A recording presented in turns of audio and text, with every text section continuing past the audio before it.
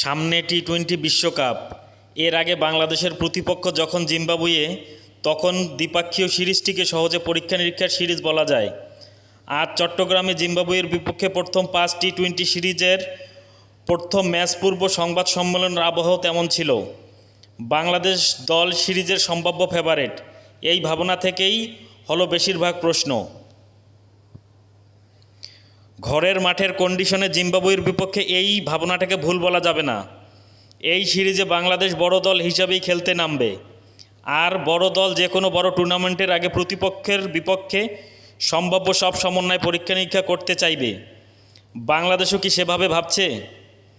বাংলাদেশ দলের অধিনায়ক নাজমুল হোসেন অবশ্য এইভাবে ভাবলেও সেটিকে মুখ খুলে বললেন না।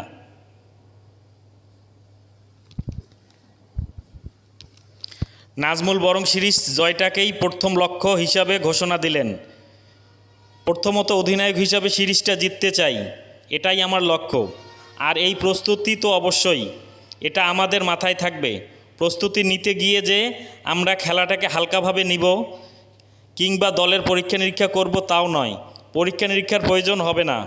এ কারণে যে 15 জন প্লেয়ার এখানে আছে সবাই এই দলটাকে হারানোর সামর্থ্য আছে।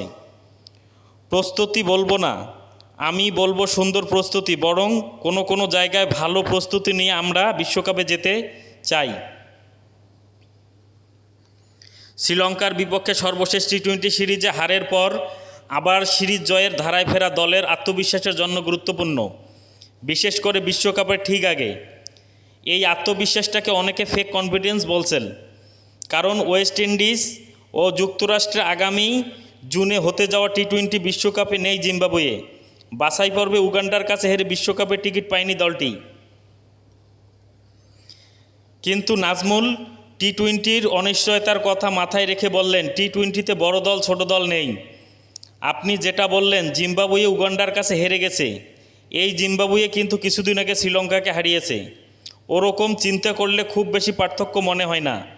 এখানে ম্যাচটা আমরা কিভাবে খেলছি, কিভাবে প্রস্তুতি নিচ্ছি, নিজেদের আত্মবিশ্বাস কিভাবে গড়ে তুলছি, এতটুকুই বলতে পারি।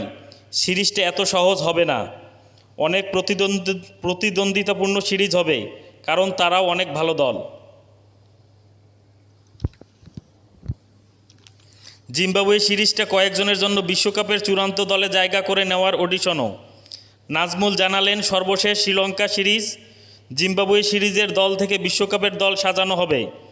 শ্রীলঙ্কার বিপক্ষে যে দলটা খেলেছে আর এই সিরিজে যে দলটা আছে, বিশ্বকাপের বেশিরভাগ খেলোয়াড় এখান থেকেই যাবে, যদি সবাই সুস্থ থাকে।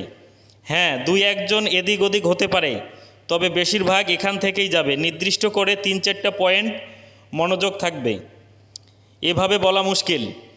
আমি চাইব প্রতিটি জায়গায় যেন ফোকাস থাকে, প্রতিটা জায়গায় যেন আমরা ভালোভাবে প্রস্তুত হয়ে বিশ্বকাপে যেতে পারি। চ্যানেলটা লাইক, কমেন্ট, শেয়ার করে 10 ভাইকে দেখার সুযোগ করে দেবেন। আসসালামু আলাইকুম।